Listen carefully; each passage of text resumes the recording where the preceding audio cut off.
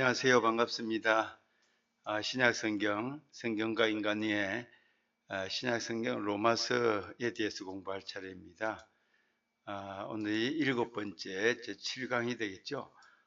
로마서는 로마 교인에게 보낸 편지 글입니다. 바울 사도가 기록했습니다. 이방 사도로서 바울 사도는 신약 성경을 13권이나 기록했죠. 바울 사도. 예수님을 믿고 부활하신 예수님을 만나서 원래는 구약을 믿었던 율법학자였고 철저한 율법의 신봉자였었는데 바울 사도는 다메섹으로 가다가 부활하신 예수님을 만나고 완전히 개종을 해서 기독교 신자로서 또 사도로서 또 선교사로서 큰 족적을 남긴 일꾼입니다. 로마서는 로마 교인들에게 보내는 편지인데 로마서는 신약 성경 많은 것 가운데서 특별히 기독교의 기본 교리에 대해서 아주 잘 기록된 조직적으로 잘 설명이 되어 있는 그런 말씀이기도 합니다. 믿음에 의해서 은혜로 구원을 받는다. 믿음으로 구원을 받는다. 우리 다른 종교는 잘 모르겠지만 우리 기독교는 믿음, faith, 믿음을 많이 강조합니다. 하나님을 믿고 하나님 말씀을 믿고 예수님을 믿고 예수님이 나를 위하여 돌아가신 신앙의 그 기본 원리를 잘 믿는 것, 근본적으로 하나님을 믿고 하나님 말씀을 믿는 것, 이것이 기독교 신앙의 기초인데 이 믿음이 없으면 모든 것이 무너진다고 보는 것입니다.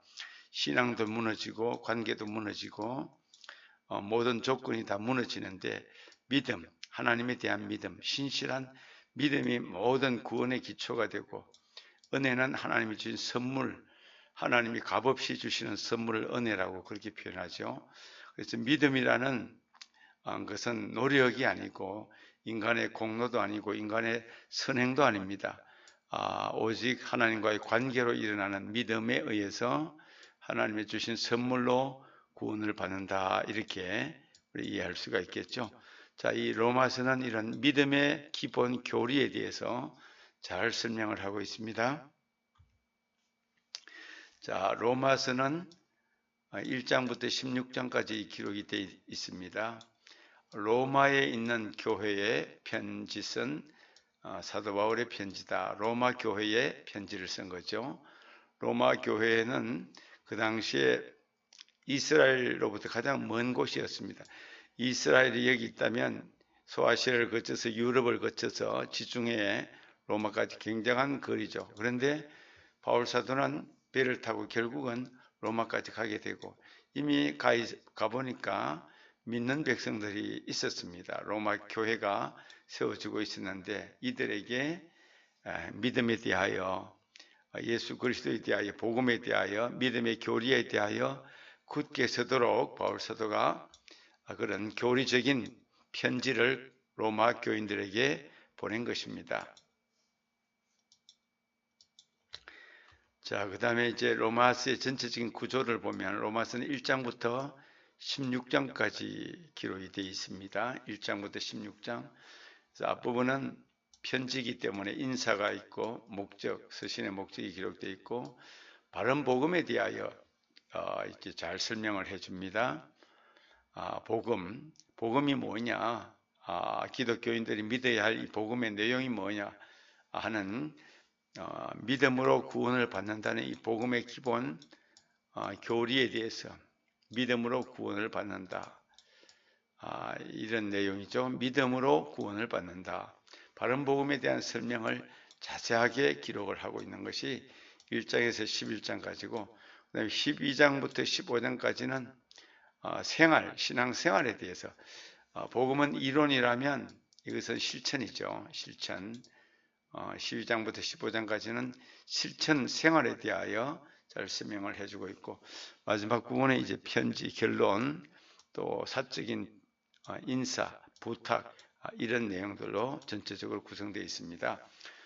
그래서 로마서는 바른 복음, 믿음으로 구원을 받는다. 이것을 한자말로 이신칭의 그렇게 부릅니다. 이신칭의, 이 기독교 교리의 가장 기본적인 원리인데, 신자, 믿을 신자 한자로 의롭다, 믿음으로써 의롭다 칭함을 받는다. 이신칭의, 칭함을 받는다. 의롭다 칭함을 받는다. 믿음으로써. 그러니까 믿음이 제일 중요한 거죠. 믿음으로 구원을 받는다. 믿음으로 의롭다함을 받는다. 예수님을 믿음으로, 하나님을 믿음으로, 그것이 가장 기본적인 신앙의 기초가 되는 것입니다. 자, 중심 인물은 바울 사도, 영어로 폴 이렇게 씁니다. P-A-U-L, 폴, 바울 사도. 이분은 바울 사도의 그림인데요. 랍비 교육을 받은, 랍비는 유대인들의 스승입니다. 선생을 말합니다. 랍비 교육을 철저하게 받았던 베냐민 지파 사람입니다. 12지파가 있습니다. 이스라엘, 유다의 사람들은 12지파 가운데 한 지파에 속하게 되어 있습니다. 유다 지파가 있고, 베냐민 지파가 있고, 요셉 지파가 있고, 또 루벤 지파가 있고, 갈렙 지파가 있고, 쭉 12지파가 있습니다. 로마의 시민권자였습니다. 태어나면서부터 바울 사도는 로마 시민권자였습니다. 그 당시에 로마 시민권자는 대단한 특권이 있었습니다. 요즘도 우리 대한민국의 시민권자, 미국의 시민권자, 각 나라마다 시민권자가 있는데, 가난한 나라 사람들은 잘 사는 선진국의 시민권을 얻으려고 노력하는데, 이 당시에, 예수님 당시 제자들이 활동하던 이 당시에는 로마가 지배했기 때문에, 로마가 지중해 전체를 지배하고 있었기 때문에 로마 시민권자가 되면은 대단한 특권이 있었던데, 이제 사도 바울은 태어나면서부터 로마 시민권을 가지고 있었습니다. 히브리인 중에 히브리인, 아주 히브리인은 유대인을 말하는 것입니다. 철저한 유대인이요 히브리인이다, 그렇게 볼 수가 있겠죠. 예수님을 만나기 전에는 유대교 구약을 철저하게 믿어서 예수 믿는 사람을 미워하고 그들을 붙잡아다가 감옥에 가두는 그런 일을 했습니다. 그래서 다마스커스, 성경에는 다메섹으로 나오죠.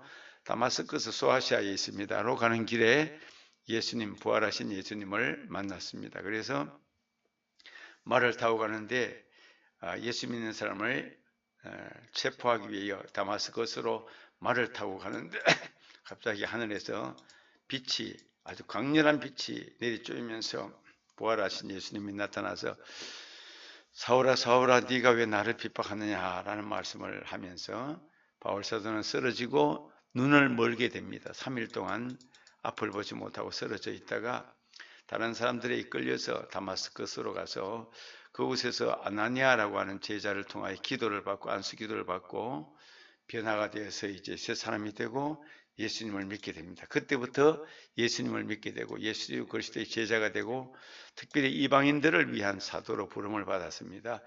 유대인들이 아닌 이방인들에게 복음을 전하는 사도. 그래서 우리 앞에서 사도행전에서 앞장에 6장에서 본 것처럼 바울 사도는 1차 선교 여행, 2차, 3차 선교 여행을 마치고 소아시아 유럽까지 교회를 세우고 마지막에는 이제 예루살렘에서 이제 죄인이 되어서 붙잡혀서 죄수의 몸으로 지중해를 건너서 로마까지 가게 되죠. 로마에서 끝까지 복음을 전하다가 이제 네로 황제 때에 순교 당하는 걸로 그렇게 일대기 일생을 마치게 되는 것입니다. 바울 사도도 순교하고 베드로도 순교하죠. 다 순교를 하게 되는 것입니다. 자, 고린도에서 기록한 편지다. 바울 사도가 여러 곳에서 이제 선교 여행 1차, 2차, 3차를 쭉 선교 여행을 하는데 고린도 지방에서 선교를 하는 중에 편지를 써서 로마 교회에 보내도록 했습니다. 고린도 지방에서 편지를 기록하게 되었다는 뜻입니다.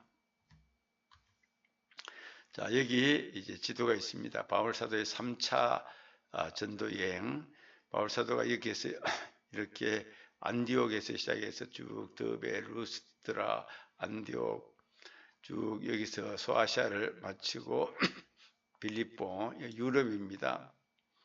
쭉 지나서 그리스, 아테네, 고린도, 이제 다시 이제 돌아와서 여기까지 와서는 배를 타고 예루살렘까지 오게 되죠. 예루살렘에서 이제 유대인들에게 붙잡혀서 이제 마지막으로 지중해를 거쳐서 로마까지 이렇게 가게 됩니다. 이것이 바울 사도가 크게는 4차례에 걸친 선교여행, 또 일반적으로 보면 3차에 걸친 선교 전도 여행을 하게 되었습니다.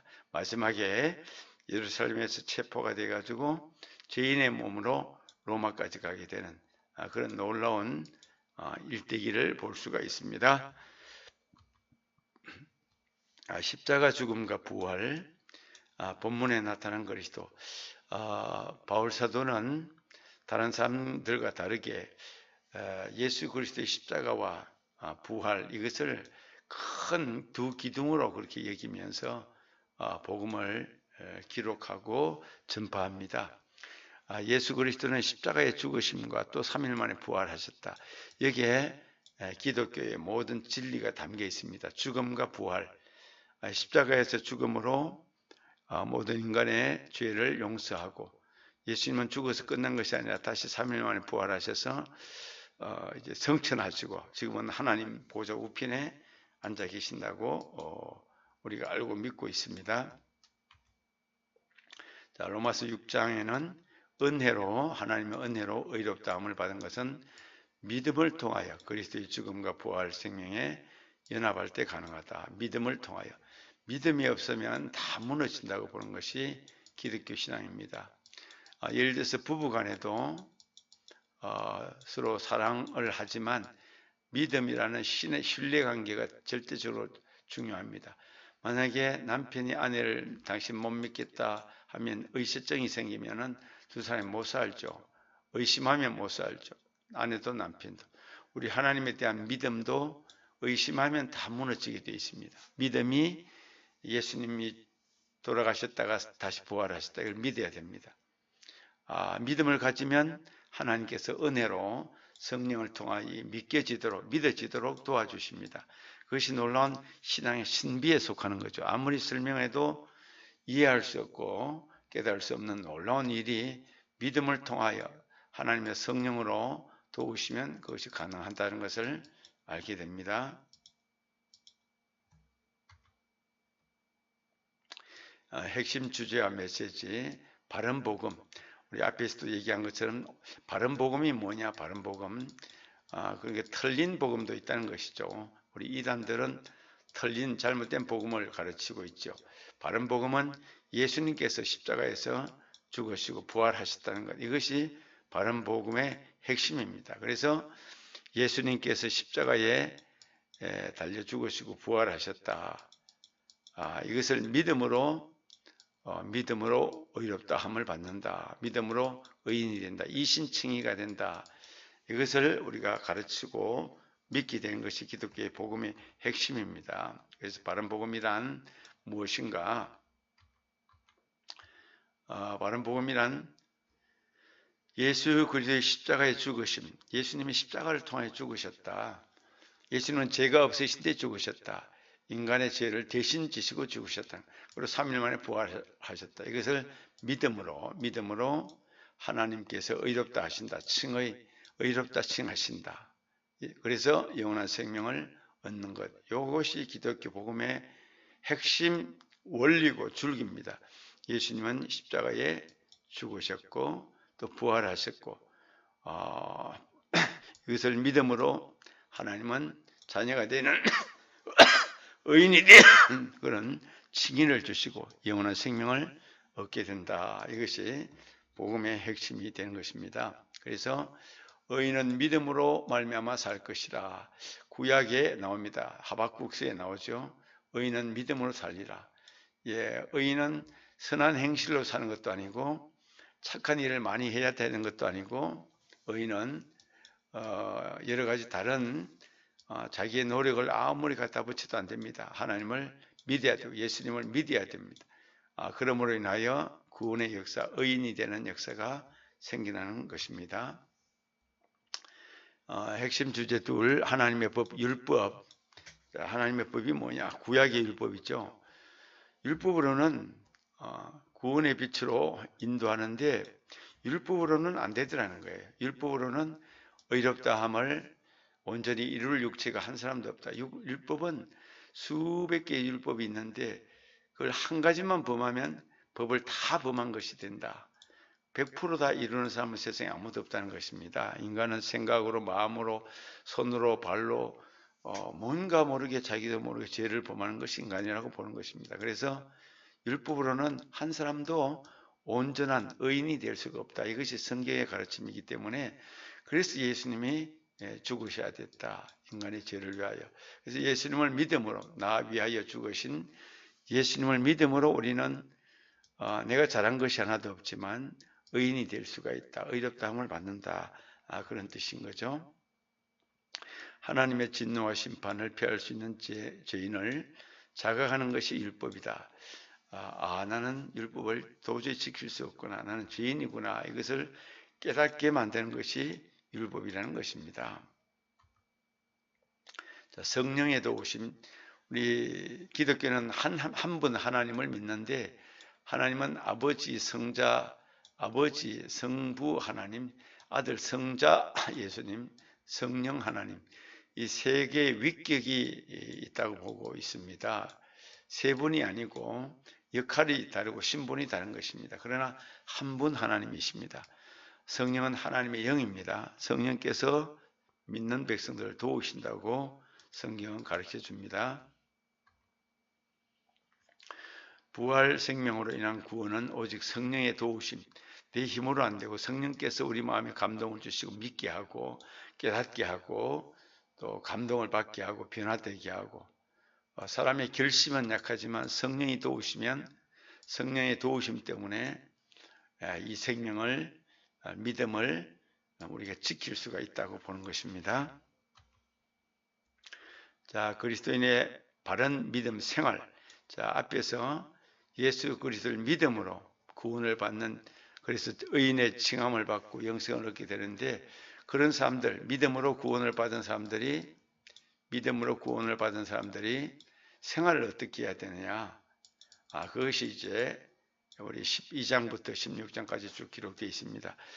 그리스도인들의 바른 믿음 생활은 무엇이냐? 어떻게 생활해야 할 것인가?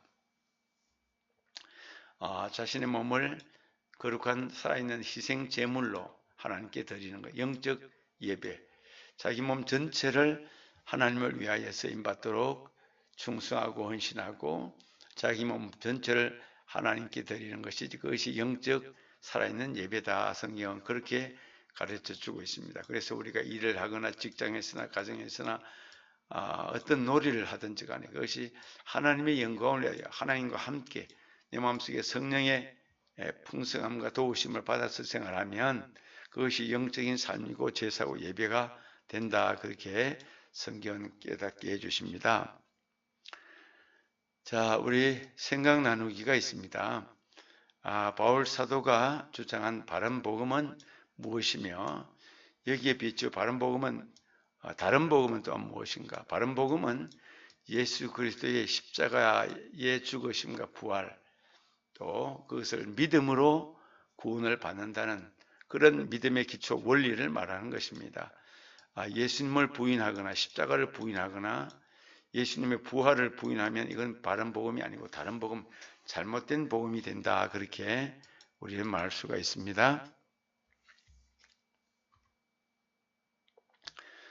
의롭고 바르게 살아야 한다는 의무감에서 사는 것이 바른 신앙생활인가?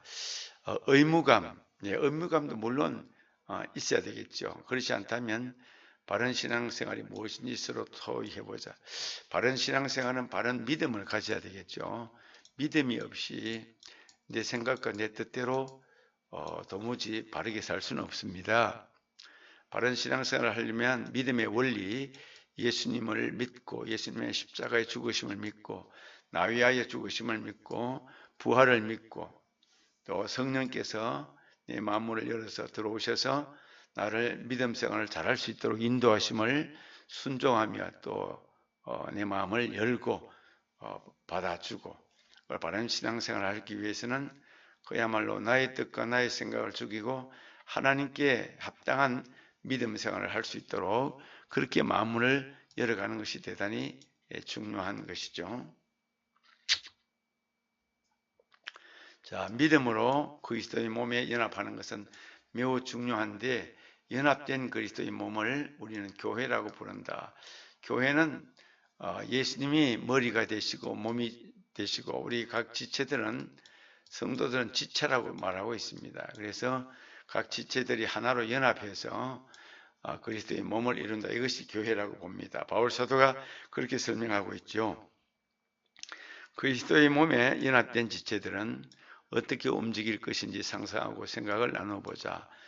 어떻게 우리가 몸을 세우고 몸에 쓰임받고 몸을 영화롭게 하고 몸과 머리에 쓰임받는 지체들이 되기 위해서 우리가 어떻게 행동하고 어떻게 순종하고 어떻게 영광을 몸에게 돌릴 것인가를 생각해 보는 것이 중요한 의미가 되겠다는 것이죠. 이처럼 우리는 로마서에 대해서 함께 이 시간 공부했습니다. 로마서는 1장부터 16장까지 있고 로마 교회에 보내는 바울 사도의 편지입니다. 로마 교회 바울 사도가 로마 교인들에게 보낸 편지인데 고린도에서 기록했다고 했습니다. 고린도 2차 전도 여행 때 기록한 것이죠. 바울 사도는 로마에까지 1차, 2차, 3차 선교 여행을 마치고 로마에까지 이제 나중에 죄인의 몸이 되어서 가지만 로마 감옥에 갇혀서 많은 사람들에게 전도합니다. 그리고 마지막에 이제 네로 황제에 의해서 순교를 당하게 되죠. 바울 사도가 그야말로 행한 신약의 역할은 대단히 크고 놀라운 일이 아닐 수가 없습니다. 신약에서 바울 사도의 역할은 어마어마하게 큰 것이었습니다. 수많은 교회를 세우고 신약 성경 13권이나 기록하고 또 이방인들의 사도가 되고 이방의 사도였습니다. 예수님께서 베드로를 유대인들의 사도로 불렀다면 바울 사도는 이방인들을 위한 사도로 불러서 하나님의 영광을 위하여 끝까지 충성을 다하다가 순교의 이슬로 사라지게 된 것이죠. 오늘날 이렇게 교회가 수많은 교회들이 세워지고 현대에 전 세계 수십억의 인구가 하나님을 믿게 되고 그리스도인으로 살게 된 것이 바울 사도 또 예수님의 12제자 그 이후에 수많은 선교사들 예수님의 제자들이 행한 일들을 우리가 기억하면서 오늘날 교회의 역할을 생각하고 우리 예수님의 복음을 바른 복음을 잘 전하는 그런 사명자로 살아갈 수 있기를 바랍니다. 한 시간 동안 수고하셨습니다. 감사합니다.